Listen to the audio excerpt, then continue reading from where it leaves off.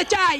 14 জানুয়ারি 1998 সালে টেক্সাস অঙ্গরাজ্যের একটি শহরে মাদকাসক্ত অবস্থায় গাড়ি চালানো এবং অবৈধ অস্ত্র বহন করার অপরাধে সজীব ওয়াজেদ জয়ের 4 মাসের কারাদণ্ড, $500 জরিমানা, 2 বছরের নজরদারি শাস্তি দেওয়া হয়েছিল। 6 ফেব্রুয়ারি 2000 সালে বেপরোয়া গাড়ি চালানোর জন্য এবং বেআইনি রাডার ডিরেক্টর বহন করার অপরাধে ভার্জিনিয়ার হেনোভার কাউন্টিতে জরিমানা এবং 1 দিনের জন্য কারাবন্দিতে ছিল সজীব ওয়াজেদ জয়। 19 মার্চ 2000 সালে ভার্জিনিয়ার ফেয়ারফ্যাক্স কাউন্টিতে বেপরোয়ার গাড়ি চালানো এবং আইন ভঙ্গের অপরাধে 1 মাসের জেল, 1 বছরের নজরদারি ছিল সজীব ওয়াজেদ জয়ের।